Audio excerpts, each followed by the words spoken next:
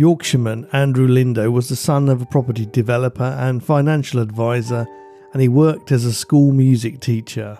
On the surface, he was an ideal choice to inspire musical inclinations in children. He was a skilled pianist and an excellent singer, and had an outgoing, talkative nature to go with it. But underneath this external persona lurked a seasoned Lothario, who wove webs of deceit to cover up his string of affairs, and when he eventually escalated to murder, he tried to hide it, just like all his other wrongdoings. He met his fiancée Marie Stewart while studying music at Huddersfield University, and charmed her so thoroughly that she left her husband to be with him. She worked with disabled children, and it wasn't long before they had a daughter together in January 2010. To those who knew them, they looked like the perfect happy family. What Marie didn't realise was that Andrew had indulged in 4 affairs, as well as 2 brief dalliances with female co-workers, both at the same time.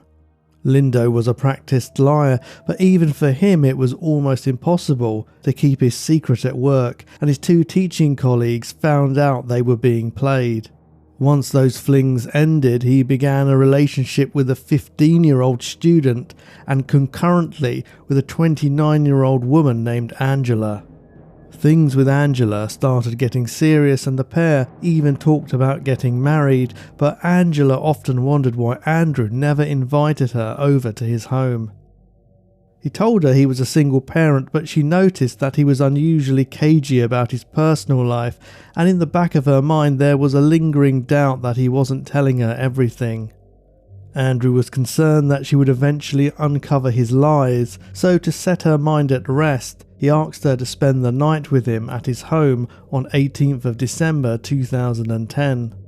The only problem was that his partner Marie, the mother of his child, still lived there, and had no idea that Andrew was spending all his free time womanizing. Some men might have continued lying and found an excuse to avoid bringing their lover into the family home. Others might have accepted their luck had run out and ended the affair. But Andrew Lindo had another idea. On the evening that Angela was due to arrive, while his 1-year-old daughter slept upstairs, he took off his belt, crept up behind his fiancée Marie, and strangled her with it. He then picked up his daughter's plastic Winnie the Pooh chair and used it to bludgeon Marie over the head before stabbing her 12 times with a kitchen knife. He calmly surveyed the scene before him, then packed her body into a suitcase, which he then placed into a freezer in the garage. He cleaned up any visible traces of blood and violence in the room, then woke his daughter and took her with him to pick up Angela. When Andrew calmly welcomed Angela inside, her fears completely receded, and she mentally chastised herself for her prior suspicions. As far as she could see, it looked exactly like the home of a single man, and there were no signs of any other women in his life. The crafty adulterer had quickly hidden all the photos of Marie and any of her belongings that might have given the game away. The pair celebrated Christmas together, and as they rang in the new year, Angela had no idea that her boyfriend's deceased partner lay in the garage just yards away. Eventually, people who knew Marie started to question why they hadn't heard from her and why she wasn't turning up for work.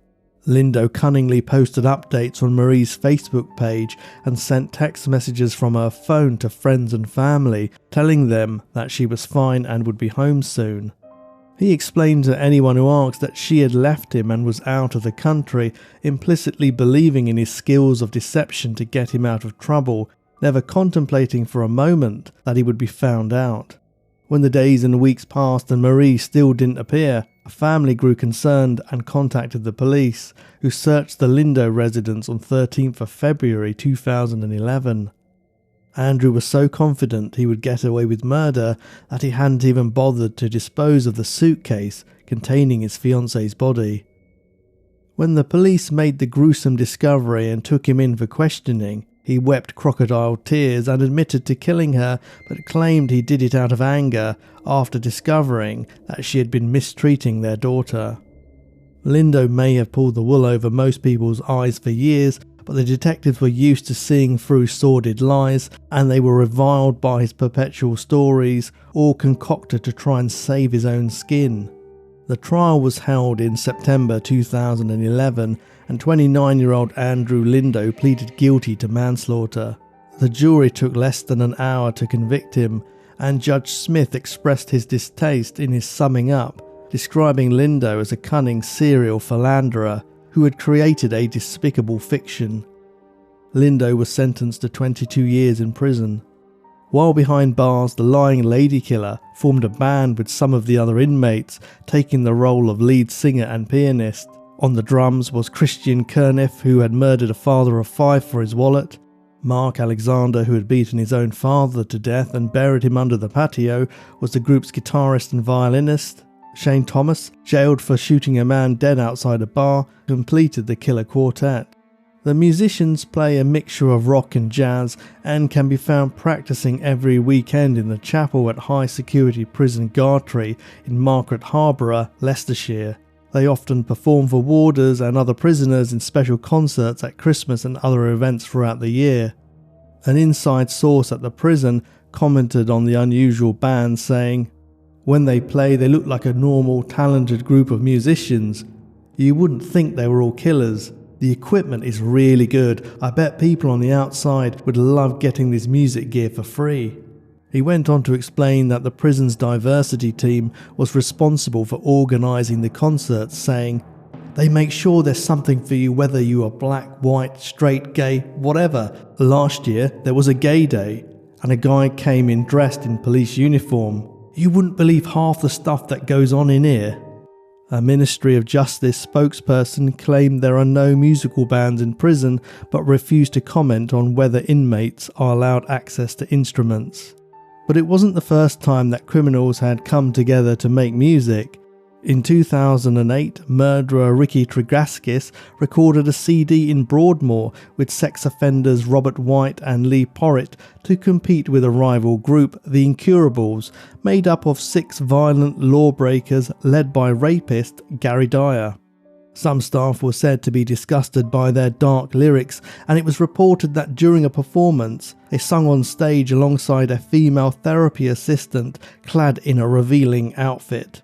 A Broadmoor spokesperson defended the musical programme, saying, "There are proven clinical benefits to activities that stop patients becoming withdrawn."